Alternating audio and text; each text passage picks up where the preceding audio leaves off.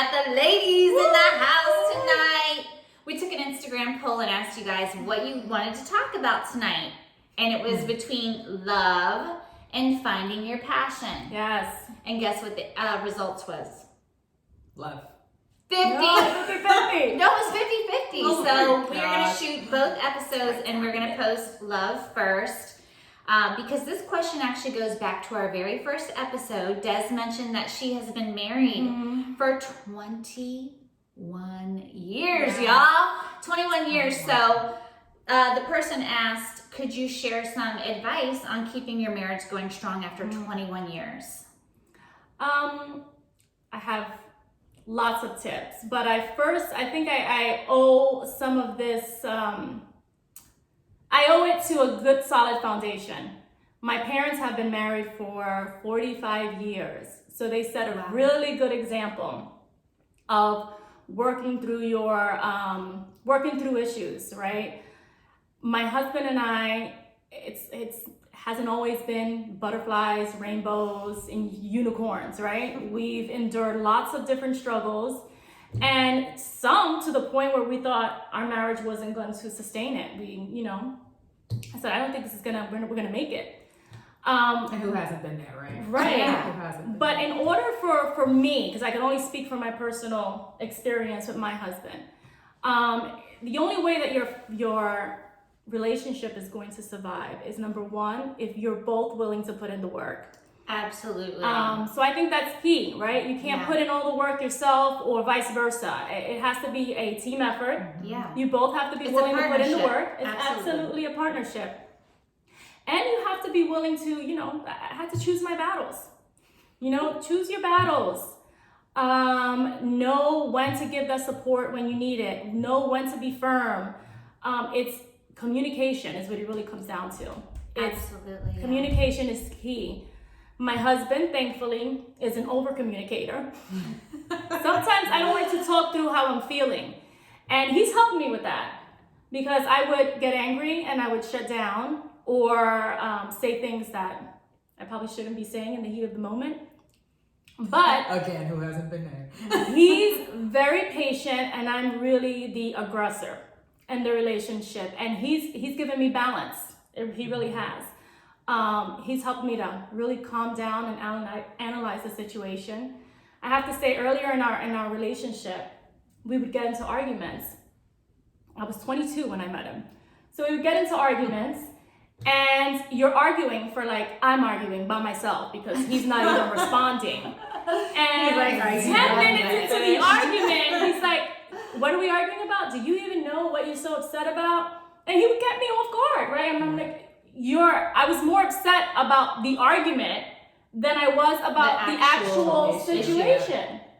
The actual issue, right? So I've learned a lot, right? Before I get nasty or before I become confrontational, I really think and that didn't happen overnight. It's a process. We're still learning. We never go to bed upset. He never leaves the house upset. He wants to talk through everything. And, the moment I'm angry, but then I'm thankful for it. So it's communication. Like I said, communication is key. Having that partnership is key. Forgiveness is key. Mm-hmm. You have to be willing to forgive each other. And know what your boundaries are, right? Because sometimes what I think in my relationship that I'm willing to forgive my husband for might not be the same case for Stacy or might not be the same case for Raquel. That might be a deal breaker for them. And the same for me. What my husband gets upset about and thinks I can't take it anymore, this is it, might be deal breakers for you guys. It's the communication, it's continuing to learn, and having date nights is so important too, right? 21 years later, you fall into this routine of the everyday life, right? The kids, work, The the honeymoon house. phase is over. The honeymoon phase is over. And we've struggled with this, and I'm not gonna lie. It's keeping the passion alive in your relationship. Absolutely. Especially, there was a point where we were on different shifts for work. And you see each other in passing, right? How are you That's where the real work comes in, the real That's the partnership. real- You have to right. make a commitment to the partnership. And saying sometimes you have this. It's like an appointment. Like set it on. Gotta Let's schedule put it. this On the tentatively calendar. on the calendar. It's a priority. This is our number one priority. We have to do it, and sometimes that also means like waking up extra early just so that I can have breakfast with him before he leaves, before the kids wake up. It's last night, for example, he got home really late from work, and it was 1 a.m, and he was hungry, and he tells me, "Will you come downstairs with me to have a snack?" I don't always say yes, by the way. But last night you did. Last I was gonna say, night. you're better than me, Des. You're Right. better than me. Last night I said sure, and I got up and I went downstairs. I came downstairs and I had a snack with him just so that we're able to talk and have Some time some together. dialogue and have time together, right? Because I would have been sleeping, he would have went to bed, I would have woke up, he would have been gone working. You know, it's just that vicious cycle. So it's finding time for each other, communicating, being able to forgive. Forgiveness is key, and work. It's not easy. Yeah, you're It's not committed to the easy. commitment.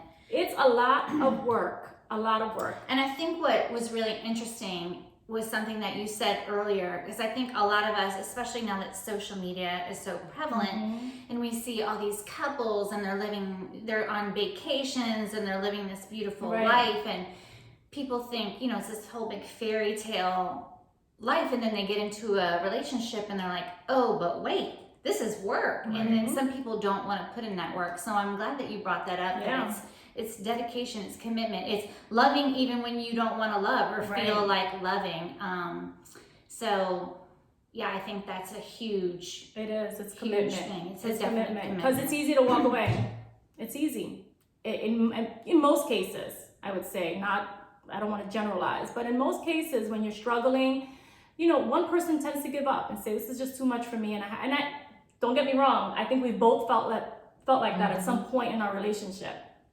But it's no, I'm not going to do it. I made this commitment. We're going to work Right, through committed this. to commitment.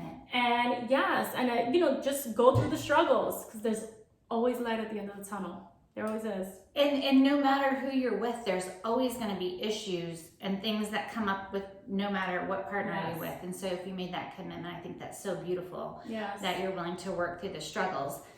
I'm sorry. One No. more thing that I think that's important before I lose my thought Do tell. is when you're angry or they do something that upsets you, is talk through that. Because a lot of times I talk to a lot of my friends that are in relationships or married, and they're pissed off for whatever reason.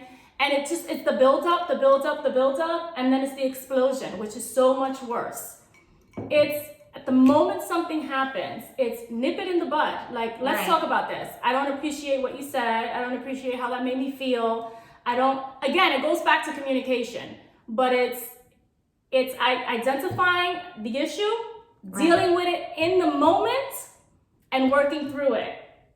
Because when you let that build up, that explosion is bad. Yeah. Really, really bad. And I've done that too. Like I said, you're learning. It's been a process for us, and we're still learning. But those are some of the things that we do that I has think helped that's us sustain. I think it's beautiful, Des, and I think that just speaks volumes about you and your personality and the way we had a conversation about this about the way that you were raised and the way that your father raised you to be a strong, independent woman, and the things that he does for your mom, and the fact that they've been together so long, and they are committed to the commitment. So I think that's so beautiful.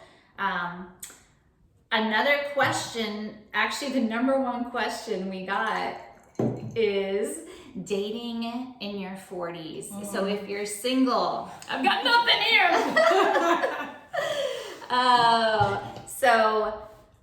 That's a loaded question. So dating in your 40s, I think a big part of it is, for me, and I'm gonna again speak for myself, is typically when you're in your 40s and dating, you've been married for a long time and you've gone through a divorce. And I think it's really important to take that time to heal, to not maybe get on the dating scene at first and just work on yourself, find out what's important to you. And there's typically always kids involved. That's another topic that we're going to talk about, dating with kids, which is another issue, not an issue, but something that you have to deal with. But I think it's just really important that you take time for yourself and you heal, because if you don't, you're going to take those issues into the next relationship. for sure. So, my dating experience in my 40s, I was married for almost 15 years. I've been divorced for 7. It's been difficult. I've had a lot of trials and tribulations with it. And I've chalked it up to this: when I was married very young, and I didn't have those dating experiences when I was younger. So it's kind of like I'm doing things reverse. Right. So I got married when I was young. I was married almost my whole life, and so now I'm kind of making those mistakes, but yet learning things that I should have learned when I was younger. But again, it's all a learning experience, and I think the best advice that I would give, we talked about online dating too. Because this is a hot topic. It's a big topic these days. And I think it's actually really amazing. It works for a lot of people. I have several girlfriends who are in my circle. Like wink, wink. Somebody. Hello. It works for a lot of people. I have probably 6 to 10 good friends who are doing the online dating thing, who have met somebody on Bumble. It has not worked for me personally. Not yet. Not yet. Right. But we're might give it a It's a go. work in progress. Yeah, might give it a go again.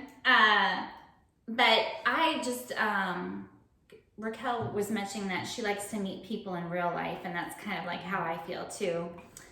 Any guys I've dated in the past, I've met them at the gym or at a restaurant. I've met them in real life, but I'm not opposed to the online thing at all.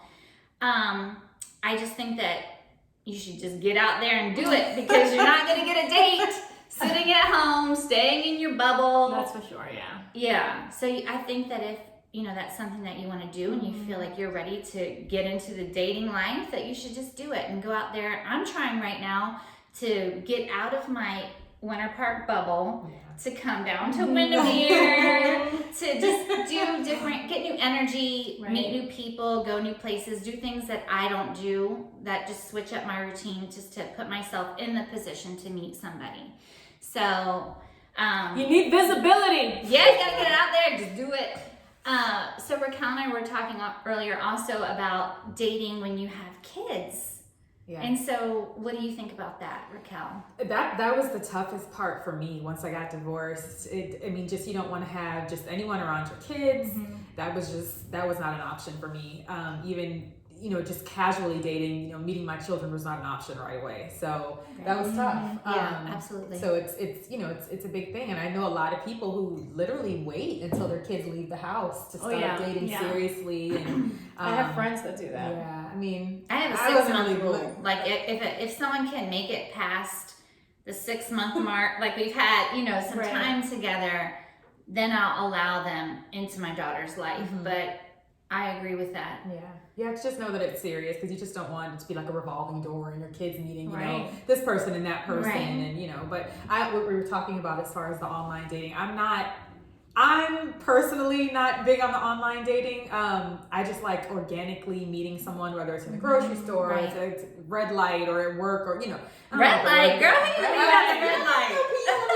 I met one of my boyfriends at a red light. See? Girl, and even just that's a story with, people introducing, meeting through friends or mutual friends. And I think it's a spiritual thing too. I just feel like, like connection. Yes, right. You just want to just know that kind of God brought them in your life. So, you want to feel their energy, their vibe in person. Right. I totally agree. Right. And I'm currently in a relationship now, and it was, meeting organically, just kind of something you didn't really expect. I wasn't looking, and that's how I met my husband. I wasn't looking. It wasn't looking. I had just moved through mutual friends to Florida, and a mutual friend introduced us. I want to introduce. I think those are the best stories, and I just feel like, personally, I just don't like that whole cycle of having to get to know 10 different people in order to just meet one. Dating is tough. Dating is tough. I'm just like, I can't do it. I have to say, I'm glad I'm not in a situation where I have to date right now. Yeah. I don't know if I can handle it. So it's tough. Well, and I also think that you just have to be, I think the biggest thing about dating, because dating is tough and you do have to get out there and meet people, and just being confident another tip that I can give is being confident about yourself. I had posted something on the Beyond 40 Friends page that said, every relationship that you have comes back to the relationship that you have with yourself. So I think it's important that you are feeling really good about yourself and really confident. But again, if that's something that you want to do, I feel like you should just go out there and do it and make it happen. Just do it. And but I also agree with the girls that sometimes it's when you're not looking, that's when it happens. Yeah, that's when you meet the person. And be content with being by yourself. That's a huge thing. Amen. You cannot sister. expect to have someone in your life you can't look for someone to complete you. You need to be complete first. You need to be whole first, or you will always be part of something that's broken. So you just have to be okay with being single. Date yourself. If you while you're looking, date yourself, date your children. You know what I mean. Yeah, absolutely. Go out with your clarify children, nowadays. right? No. That's the space I'm in right now. I kind of took myself off the dating market for a while. I had a really bad heartbreak, and I thought, I'm just going to take a big fat seat, and I'm going to focus on me and Sydney and date myself. And I'm to the point now where I'm so happy being alone. Yeah, and then that becomes more challenging to find a mate, a partner, because you're so used to being on your own and doing your own thing. Right. But the confidence you project and the happiness you project is nothing but infectious. It's just, it's just going to do nothing but attract the right something person. just as positive. I have to agree on making yourself whole before you go out there. Before I met Ray, I was engaged and I lost my fiance, and I did a whole year of finding myself. I even had to leave the state to get myself together. So I did. I moved. That's the reason I moved to Florida. And after moving to Florida, 5 months later is when I was introduced to Ray. And it was a year shy of losing my fiance. And I thought to myself, my girlfriend was Letty, and I said, what are you doing? I am so not ready to date. I'm like, I didn't ask to get hooked up. I just came out to have a good time with a good friend of mine. I said, I'm not interested. And she's like, well, I don't want you to have a relationship with him. I just want you to meet him. I think you would hit it off. Anyway, long story short, I said no, and he was really aggressive. And persistent. Yes. And persistent. You ain't going nowhere, girl. And here we are 21 years later. But that relationship would have never worked if I didn't work on healing that whole year. I went through a whole process of healing. And loving myself and having faith in finding love again. All of that, it's just a process, because after a tragedy or losing your husband or going through a divorce, you feel like you're never gonna fall in love again. You're never gonna find that right partner. There's just so many things. So it is important to work on yourself and invest love in yourself and invest. And I love. I'll tag a couple people that I actually follow, and I love their relationship advice. And one of them is actually a man, Tony Gaskins, and he's speaking from a man's point of view, and he does a Q&A, and he said, one of the questions is how do you know after you lose somebody or you've been hurt or you're going through divorce that you're ready to love again? And the answer was, when you can love like you've never been hurt before. Yes. And that's when we're all, it was an amazing answer. So you're healed, you're doing all the work on yourself, and you're ready. So girls, I think that's just every time you tell that story though, Des, I'm like, get so choked up about you and your husband that passed away. That's just so touching. That's a whole nother story. That's a whole nother story for another time, because that's an outrageous story. Because my daughter, who was watching the video, is like, how does she have a 30-year-old son? And then long story. It's a long story that we'll share. Do the math, people. Do the math. She was a fast little girl. Fast little girl. Like, was she pregnant? Anyways, I was 13. No, I wasn't. It's a lie. There's a story behind it. Well, ladies, I hope that you got some good advice out of that, how to keep a marriage going strong after 21 years, that it just takes a commitment to the commitment. Yes, it's work. When we talk the work. Yeah, Des says it's blood, sweat, tears, and a lot of forgiveness. Yes, that's it. And I was like, I need to hear about this. And dating with children and all that good stuff, and just putting the work into yourself and loving yourself is the key, ladies. So I hope you guys got some good little tidbits out of that. And the next segment we're going to do is all about finding your passion in life, which that's going to be it's actually going to be a 3-segment thing. We're going to... Yeah, because that's deep. That's deep. That's deep, people. So I hope you guys join us soon on Beyond 40 Friends. Bye. Thank you.